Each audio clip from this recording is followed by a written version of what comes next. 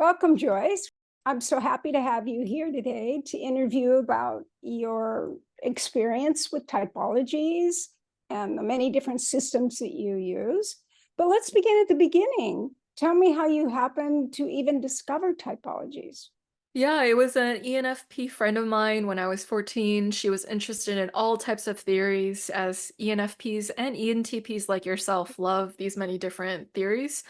So she introduced it my way, the Myers-Briggs, and I became obsessed. We would talk about philosophies, theories of the mind, the soul, the heart, and all things psychology related during our recess or our breaks between school.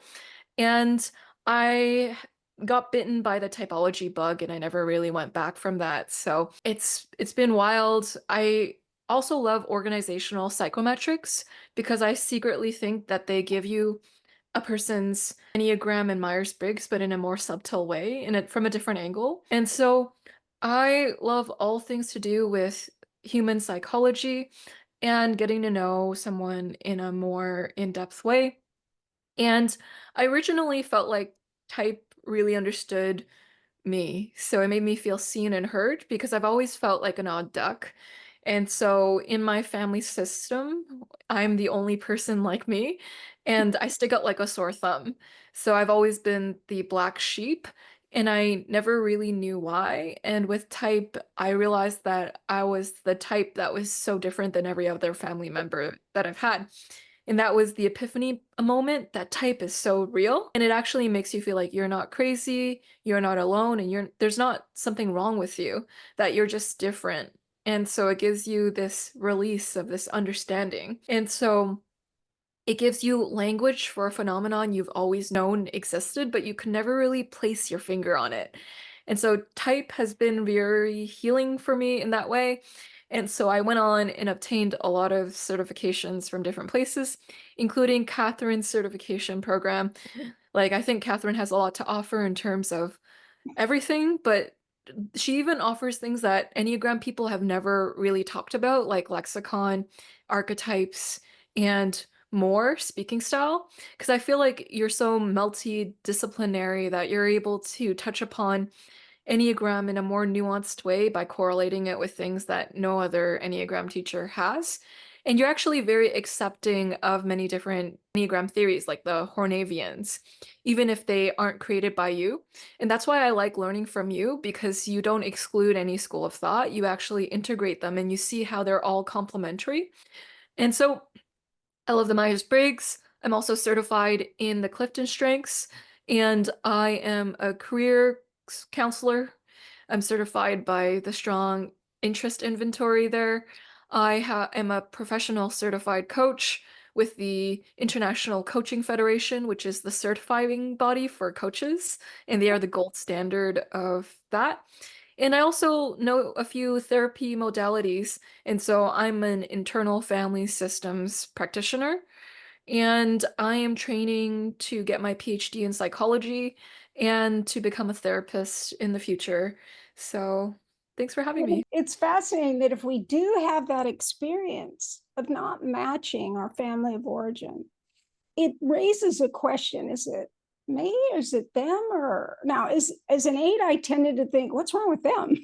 Why aren't they understanding this important factor that I might consider significant, especially since I was the only sexual type in my family and even in my extended family. So it took a couple moves to get there. I did have an eight father and I did have an eight aunt, but she was social, as was he. So I could get that connection on that level, but it could be gone in a flash because the social eight's on the move. They're always, everybody's welcome and nothing matters and everything matters. And it's just different than the desire for the sexual soul.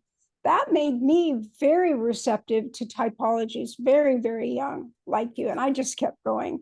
And then I used them in business, as you know, and just added everything, with the Enneagram being the last thing. I added the micro expressions, the typologies, the MBTI, taught MBTI in the late 70s and 80s, as it was known then. And so, yes, I totally understand. I can't negate systems. Give me a system, any system, I might see weakness in it, but I will see something very valid that adds a new dimension or a level of specificity to what I already know. So yeah, I just keep using them all.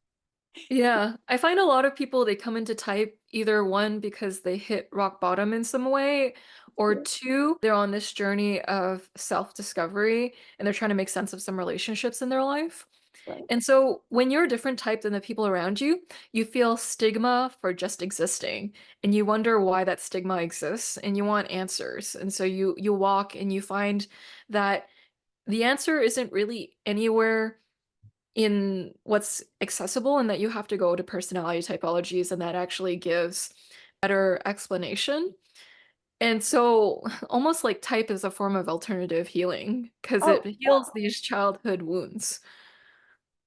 yeah, because it gives meaning as to why the people in your life didn't recognize your need for something that they really didn't have a need for. In fact, the brother that I was closest to was a self-pres one. He was a gut type. So we were both gut types, but the 1 and 8 can be good cop, bad cop. They're not necessarily focused on the same thing. But I was the sexual self-pres and he was the self-pres sexual. So that was as close as I could get to some kind of intimacy.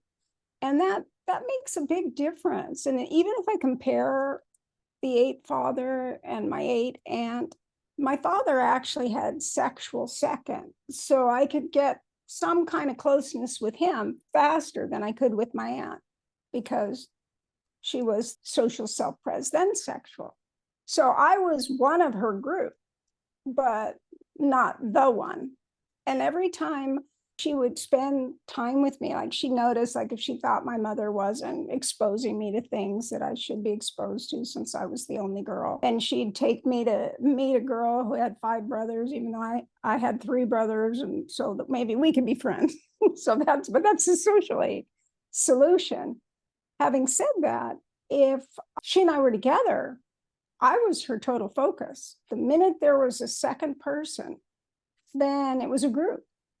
And that's really an important distinction that children just do not understand. Or if they're self-pres and they just need their time with their stuff and quiet time, especially if they're an introvert, and the parent is an extreme extroverted 3 that wants them to go and do an activity after activity, then the child just feels like they're failing. So it's really important then when we add culture and the influences of family culture, not just the culture of the country or the community or the larger family system, but the individual family, all those values are woven in. Do we match? Do we not match? Why don't we match?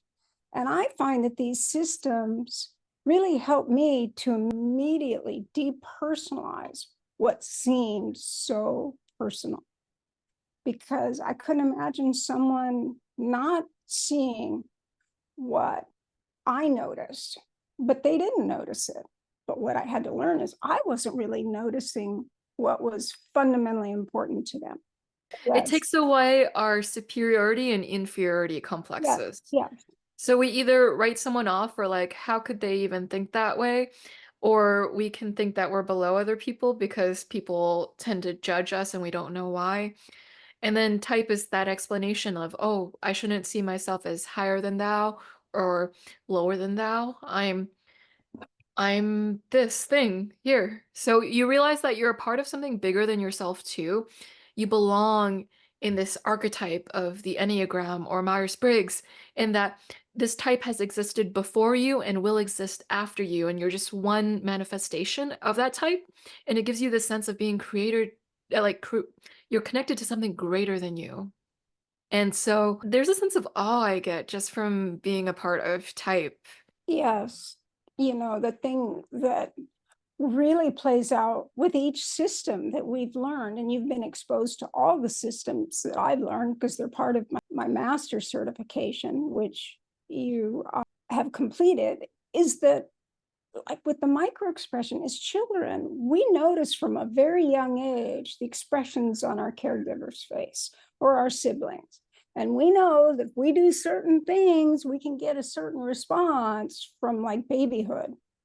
But if the parent, let's say, is acting unhappy in their expressions, but their sound is happy, the baby doesn't know how to read it. And so it goes with the tone, but it's disturbed that the face doesn't match the tone because it's trying to make sure that that safety and security is omnipresent. And yet, when the child's older and can speak, my son, when he was 6 years old, his favorite aunt, who was my best friend, had just been taking us everywhere. She was a social 7, taking us here, taking us there. I was visiting back where I grew up, but I knew she'd kind of had it. She didn't have children, and they were really all my friends and some of our high school friends or what have you. But she said, well, Crime Stoppers, I think it's time to do this. And it wasn't something we'd planned on. All day she'd been telling Brandon, we're going to do this. And when we get home, we're going to do that. And then all of a sudden he's hearing, what, Crime Stoppers? And then he said, Auntie, why do you always say, hey, Crime Stoppers, when you don't want to do something? And she said, what? She had no idea. But see, I did. And I knew that it was just had reached the maximum complication and commitment that she wanted at that point. And it turned out to be a wonderful conversation. But what I'm trying to say is that younger than 6, we know that, but it's really isn't until about 5 or 6, maybe even 4, that we might pose that question. But the fact that he'd noticed she always says, hey, Crime Stoppers, when she's about to deliver an unnamed disappointment. But he knew by then it was going to be something he was disappointed in. And so he was curious as a 6. He was very curious as to why. But the fact that she didn't know that as a 7 was meaningful. It's not that she was trying to deliver bad news, but she didn't know how to disappoint him. She didn't know how to say, hey, Brandon, I know I said we would go get pizza and ice cream tonight, but I did all these things today and I'm still not feeling quite well, because she'd been recovering from cancer treatments that would tire her out. I ended up explaining that to him, but at the point, she didn't know how to say that. So instead, she just reframed and transitioned, but that's it, without saying that was it. So he would have been very hurt by that. But when I could explain to him, and I didn't know the Enneagram yet, I didn't learn it till he was 9, but I could explain it through a Myers-Briggs, and I could give explanations with introversion, extroversion, having children, not having children. I could explain it from every perspective. But once I learned the Enneagram, I could explain why the microexpressions didn't match what she was saying, that there was tension on her face when she said, hey, Crime Stoppers. It wasn't like, hey, Crime Stoppers, like, what's next? It was, hey, Crime Stoppers. The brakes are on. But if we can use that understanding earlier, and we know these typologies, we don't have to have that negative imprinting or the fixed self-image that comes from it. What have you noticed with the people you've worked with? Yeah, I find that type is very revolutionary to the people that I've worked with. Like usually they've tried everything. They've went to therapists, they've went to other coaches, they've tried to learn from other places, and they're like type has been a oasis for them in ways that it hasn't been in other places. I also think a lot of people come to me when they feel like they want to burn their whole life down. So I have so many clients who they have this reoccurring pattern in their life and they're like, Joyce, I want to stop having that impulse to want to restart clean slate, and I actually want to face the patterns that I'm dealing with. And I believe that you have the tools to help me with that. And so I believe that there's this sort of surrender that people have to go through to be open to changing and coaching, or even fully taking in the knowledge that a type system has to offer them. Because there's this humbling you have to have, like me trying to do it myself has not been able to help. So I want help from an external party. Pretty interesting too. Like sometimes people will come to me when they've gotten Lyme's disease or when they've gotten an autoimmune condition that's taken over their life. And they're like, Joyce, I realized that working harder and burning myself wasn't working because I got this autoimmune condition. I realized I couldn't power through line. And so I'm wondering if type can also provide a useful lens to help me in this situation that I'm in. I think when people deal with chronic illnesses, they have a lot of time to research about type. Like even a lot of the sensing types from my panels, a lot of them actually have chronic illnesses that make them more intellectual. They're like, Joyce, I usually like to just go about my life, but I realize I can't do that. Like, let's say an ESTP who does sports for a living breaks their knee, and then they're here in type because they're like, I have a lot of free time now. And so I think that type is a place that people go when they're going through something in life and they're wondering, I wonder why that's happening. But it's also intuitives like this because this is crack cocaine for us and we love just thinking about theory. And Yes. so, Well, you brought up a very, very good point, because when we face that, in my case, a fractured knee and torn tendons and ligaments, and I was someone identified with being the athlete, that was like, wait a minute, that means I don't get to play competitive tennis anymore, in my mind's eye of what my possibilities were. And as an 874, they were pretty big. As, oh yeah, except when I saw Billie Jean King playing when I was 12 and she was 18. And I thought, yeah, I don't think I'm gonna be that good, because it was very profound. But I knew that I could at least be a contender, so to speak. But it was something I could identify with. I didn't identify with any particular subject, but people. I was always fascinated by people. I think I'd mentioned that my mom said she felt like I treated her from a very young age like she was a specimen on a board. She said the bug on the board, and I'd say, why do you say that? You don't feel that way. So I was the child, she said at age 2, that was saying, mommies are supposed to feed their children. And you say you want us to be happy, but you're not smiling, or whatever. And then she'd feel like overexposed. This is the INFJ4, and it just felt really uncomfortable to her, especially as a self-pres. But she knew that I was seeing something right through her. And the 4 has such self-awareness that she couldn't negate that that was true. She just felt, well, wait till she's a parent. Well, it was a different type of parent. I was an ENTP.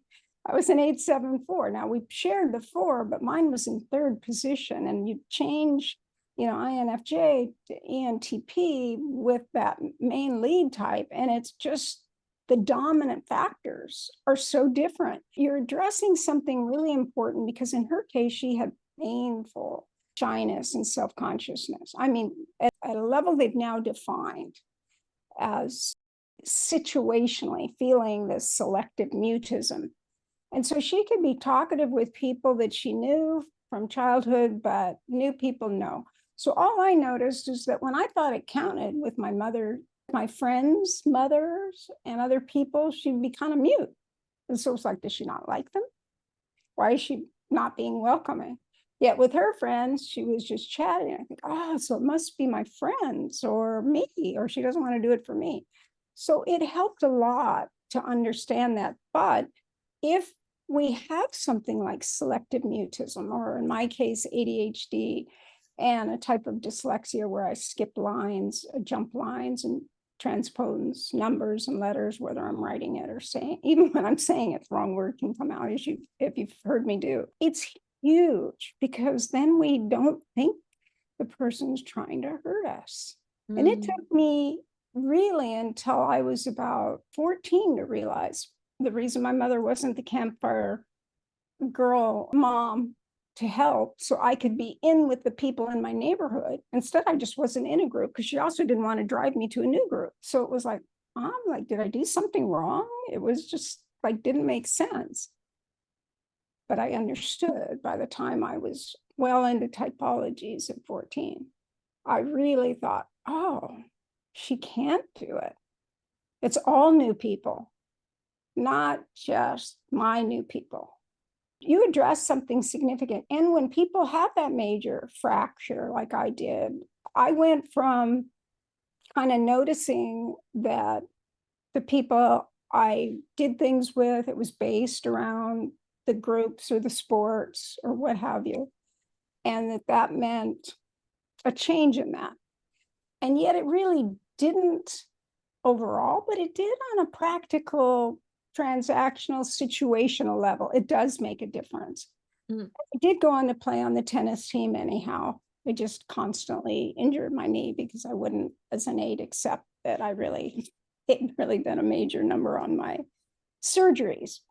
But that made me more intellectual. So you named something really important, because when all the kids that were my peers, and my brother was also in the same grade, so my friends and his friends were our group, and then there was an extended group. So when I had the second surgery at 16, they all came. And the nurse was, oh, yo, there's so many of them. We're going to have to move you into the child's playroom. And I didn't want to be moved. I hurt really bad. I had rheumatoid arthritis. They didn't know it. So my knee was swelling after the surgery. And the last thing I wanted to do was see anybody. But anyhow, these nurses wouldn't give up, and they wanted to give me something for the pain and roll me in. And I remember just saying, they just kept going on, oh, you're so popular. You're so popular. And I thought, not that popular. We're just a group. And someone probably said, oh, I'm going to see Kate. Do you want to go? And they said, sure, why not? And we were children of the 60s and baby boomers. So we kind of were a year that kind of hung together. And when they arrived, they were having just really more fun talking to each other than talking to me. And I thought, yeah, it's human nature to focus on your own comfort. That's what I'm doing. It's human nature for them to focus on who's fun or who they're flirting with. And I just became really pulled out. Maybe it was the pain relievers, but I just thought, okay, we're all doing what is innate and what's called for in the moment. I was thinking it's normal for me to not even want to be here with all these people, not because I didn't like them, but I just hurt too much. And they were bringing me cheeseburgers. I could have cared less about cheeseburgers because I could barely eat because of the medication from the surgery. But it was really kind, and it gave me a perspective at 16 that might have taken another 10 years. Mm. And that's what happens all along the way in our lives. So you really are naming something so important, and that whatever our dilemma is, and I have the autoimmune, wasn't diagnosed till many years later, but my ache just would gut through it. When it would get so bad and I just feel pathetically weak, then I might go read about things and then figure out what was wrong with me. But if I had been a 2 or a 4, I would have been pursuing that right away. And a 6, I would have at least been asking doctors over and over again. And I'd wait till I was doubled over in pain and there was no choice. I wouldn't go after an episode because I think, oh, I'm fine now. All done. but that's the 8-7. So there's a lot you can offer, especially with the areas that interest you. And you're especially good at recognizing that intersection that's hard for a lot of people that just know the Enneagram or just know Myers-Briggs or just knows another system. And they don't realize how when you put them together, it modifies things to such a degree that we can't just use, oh, this Enneagram type or this Tritype or this Myers-Briggs type or 16 personality types, because they're modified in a very specific way. How did you experience that with your own Tritype and your MBTI? Your journey of finding your type. Yeah, and before I answer that, I'd love to go back to one of the points you mentioned, Sure. how as an athlete, when you got a torn ligament, it changed a lot of things for you. And I think it causes an identity shift in a lot of people, because if someone identifies as being an athlete or being a dad or being something, and it's dramatically shifted for some reason, an identity shift causes an existential shift. Because then now when you question your identity, you're questioning existence too. And that's why it makes you more intellectual. And so you asked like how knowing about both systems has really changed my view of things. And I think being an INFJ, it was actually really difficult to find my Enneagram type because I initially thought I was a 4 or a 5 or a 1 or a 9. Those are the 4 types that I saw myself in. And it turns out I have no 4 and no 5. And that really surprised me because INFJs will read the 4 profile and be like, I'm intuitive, I'm in touch with other people's emotions, and I am artistic. And with the 5, it is INFJs are heavily intellectual. Like for me, I was both like level-headed, and I was also both very empathic too of how other people are feeling. And so that kind of natural intellectualism, that's ironic. I create a new word for intellectual that's kind of But I anti-intellectual. do naturally with ADHD, so So there was that. And with Tritype, I realized that the 6 really helps me in my profession because the 6s love to ask for other people's opinions on things. And as an interviewer on YouTube, I naturally ask other people questions about themselves and their expertise because I love to know what they think and then triangulate that with how someone else thinks and then try to see like what is true from that. And so it's really helped me with finding the through line. The 6 helps me gather information for that. With the 2, I realized that there's this giving helper element to me. And I think that to be happy in life, I have to serve. And so I found out the trick to getting out of my own head, or the trick to being less self-absorbed, is really serving other people, contributing and growing and making experiences with others. I also realized my own need to become indispensable to other people. I want to be that special friend. I want to be that person that people want in their lives. And I feel like I have to earn that in some way as well too. And so I can see that in myself. With the sexual 9, I can definitely see that in myself. The sexual instinct is very strong in that need to pair bond, to merge, to seek union with another soul. And I think it's this desire for it is merging, and that's actually what I didn't get out of therapy or out of friendships or out of my family relationships that I actually wanted. Because like with therapy, they're taught that they have to distance themselves from you. They have to remain a neutral party, and it blank sometimes felt, slate. Yeah, yeah, the blank slate, and it's really hard for a sexual subtype to feel close to someone who hides themselves like that. yeah, yes.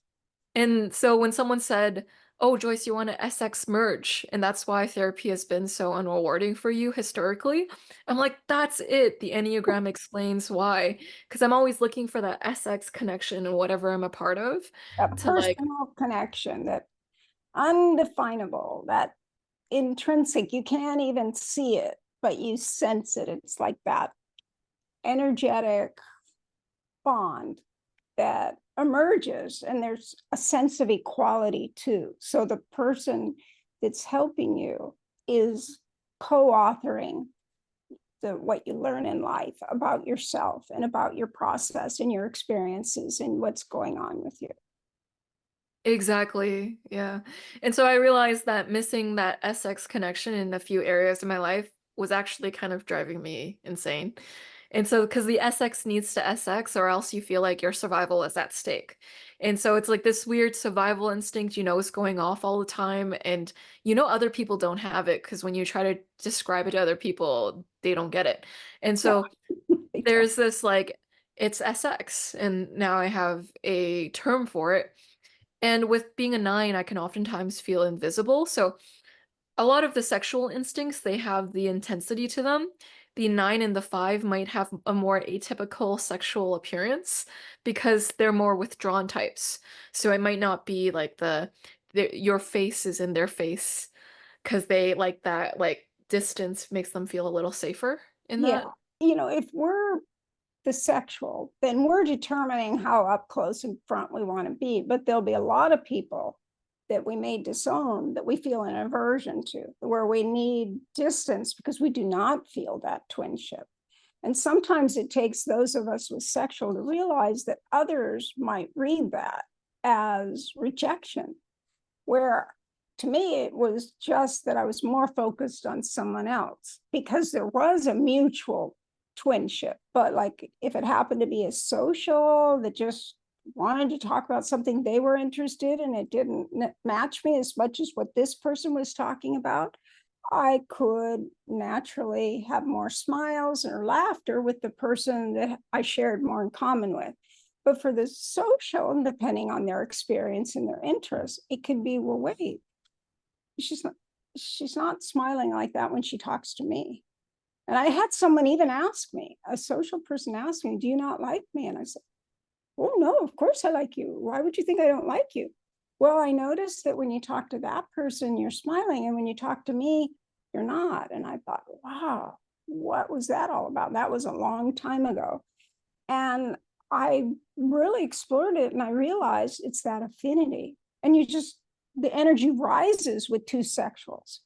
But the social's always looking at you and then looking away. They can't just do the merge. That, union fusion is just uncomfortable for them, always tracking the rest of the herd. Or if it's at a restaurant, people waiting to have their table, like two sexuals could be so into a conversation, the world goes away because it's the magic of the moment. And so each one of us can benefit from learning the other. And especially with you as the 9, it always takes longer. There's usually 4 types with 9 when they're first learning the Enneagram.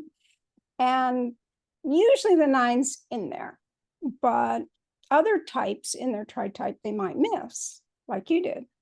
But that's because the 9 identifies with something in every type, and some things more than others. But having said that, we really can begin to see why we naturally track certain data and not others. And really the other thing, the culture. So like my family culture was, with my dad, the more the merrier. Everyone was welcome. With my mom, no one's allowed over, no friends allowed over. Wait, is it everybody or no one? Like, how do I tell? And it was just different depending on what time of day it was and what was going on. So if it was the cocktail hour and by the time we were adults, everyone was welcome. But if it was when she felt insecure and uncomfortable and wanted to pursue her own interests, nobody was welcome or could be a drain on her. So then I learned, okay, this is how we do it, how to not be a drain on her. But what would you say was the factor that helped you know that the overarching defense that was governing all of this was the 9? Yeah, when it comes to the 9, there's the narcotization. Yeah. So there's this self-numbing that happens. Yeah. And so it's like viewing everyone else as more interesting than you are, or the fear that that's the case to other people. And so then you don't really bring yourself into the world. And to make it easier on people, you make it more about them. And I tend to merge with other people. So I'll tend to adopt the mannerisms of people I feel pair bonded with. Yeah. And so there's that. I think with the 9, there is that self-forgetting. Like, you don't really add yourself into the equation. Like, people know that I barely talk about myself, except for in this interview here, when I'm actually placed in a place where I'm supposed to do that. Because there's this natural self-canceling that goes on. And I want that kind of merging so bad that I'm willing to forfeit myself to make that happen. So the other person can exist in their totality and their wholeness, but I don't always have to. And there is this, like, you mentioned the INFJ4 friend you had a selective mutism. I almost have like a selective mutism with my essence in a Yeah. way. And Yes. I'll dull it down. I'll water myself down for the other person to feel like they have enough space to take up. So, I have a 9 niece with the same dilemma that you have. And she literally does not talk. Everyone talks for her. But she smiles. She says, thank you. She does. yeah. But there's Yeah, when you're in any yeah, it's fascinating the way, and I've known her since birth, but she had genetically inherited that shyness gene to the extreme. But yeah, that's a great way to describe it, Joyce, because the 9 wants people to merge with them. But when they don't, which most people, let's face it, don't do everything we want to do, the 9 is willing to sacrifice their own preferences in favor of the union with another. And if they're social, their union with the group. And if they're self-pres, their union with what they are interested in the physical world. Exactly. And so I think as a sexual 9, it was hard for me to determine my type too, because 9 is so associated with routines. And I don't like to see myself as a routine person because I don't like any word that sounds like stagnancy Yeah. or conformity or someone who is comfortably numb. Like that's very painful for me because I'm a kind of person who's very self-growth oriented, very much about self-actualization. And so that was a really scary thing. But I realize it's just I don't relate to the self-pres 9. Yeah, because that's about having substitutes for love. And that would be what you eat, sleep, all the comforts of the body, and what makes the organism feel secure becomes preferred, and you just accept the loss of the ideal. Yeah. Whereas the need for twinship has always been at the forefront of my brain. Like I can't turn it off. And so the sexual instinct has really explained a lot of that.